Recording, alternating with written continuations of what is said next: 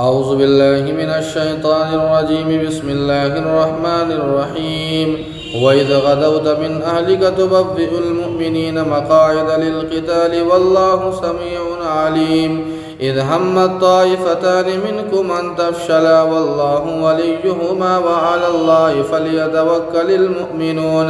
ولقد نصركم الله ببدر وأنتم أذلة فاتقوا الله لعلكم تشكرون۔ اور اس وقت کو یاد کیجئے جب آپ صبح کے وقت اپنے گھر والوں کے پاس سے نکلے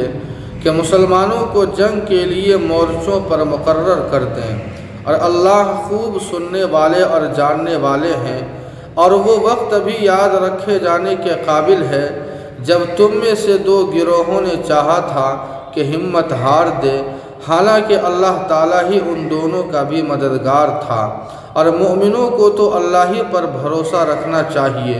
یقیناً اللہ ہی نے بدر میں تمہاری مدد کی تھی، حالانکہ تم کمزور تھے، اس لیے اپنے دل میں اللہ ہی سے ڈرو، امید ہے کہ تم اللہ کا شکر ادا کرو گے۔ ناظرین، ان آیات میں اللہ تعالیٰ نے غزوہ احد کا تذکرہ فرمایا ہے۔ اسلام اور کفر کے درمیان جو سب سے پہلی جنگ ہوئی ہے اسے غزوہ بدر کہا جاتا ہے، جو سن 2 ہجری 17 رمضان کو پیش آئی تھی، جس میں مسلمان اسباب و وسائل کی کمی کے باوجود فتح یاب ہوئے تھے، اور کفار مکہ 70 مارے گئے اور 70 قید کر لیے گئے۔ اہل مکہ کی اس شکست فاش کی وجہ سے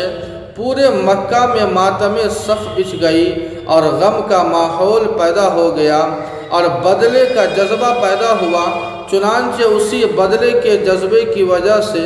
آئندہ سال یعنی سن 3 ہجری میں شوال کے مہینے میں کفار مکہ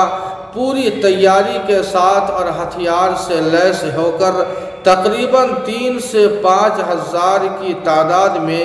مدینے پر حملہ کرنے کے ارادے سے احد کے میدان میں آتے ہیں۔ مسلمانوں کے مقابلے کے سوا کوئی چارہ نہیں تھا، چنانچہ اللہ کے نبی صلی اللہ علیہ وسلم نے جنگ کی حکمت عملی کے لیے صحابہ سے مشورہ فرمایا۔ اب اس موقع پر 2 رائے صحابہ کی آئی، ایک اللہ کے نبی صلی اللہ علیہ وسلم اور دوسرے جو معمر صحابہ تھے ان کی یہ رائے تھی کہ ہم لوگ مدینے میں رہ کر ہی کفار مکہ سے لڑیں گے اور ان سے جنگ کریں گے، اور یہی رائے منافق عبداللہ ابن ابی جو منافقوں کا سردار تھا اس کی بھی یہی رائے تھی۔ لیکن نوجوان صحابہ کی یہ رائے تھی کہ اس طرح سے کفار مکہ ہمیں بزدل کہیں گے، کم ہمت کہیں گے، اس لیے ہمیں مدینے سے باہر جا کر ان سے مقابلہ کرنا چاہیے۔ اللہ کے نبی صلی اللہ علیہ وسلم نے ان کی رائے کو قبول کر لیا اور اس کے بعد تمام صحابہ کو لے کر پوری تیاری کے ساتھ نکلتے ہیں، زرہ بھی پہن لیتے ہیں۔ جب مدینے سے باہر آتے ہیں تو ان نوجوان صحابہ کو جنہوں نے مدینے سے باہر نکل کر لڑائی کا مشورہ دیا تھا،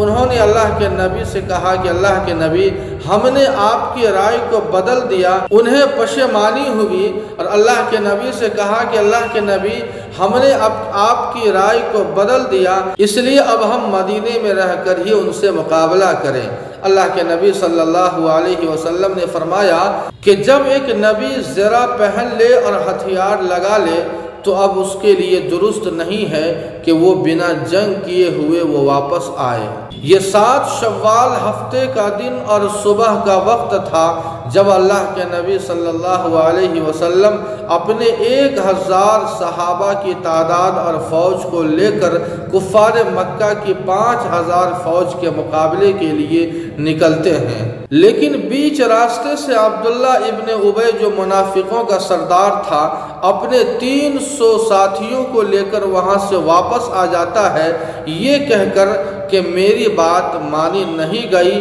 اور کچھ بھولے بھالے مسلمان بھی ان کے ساتھ ہو لیتے ہیں۔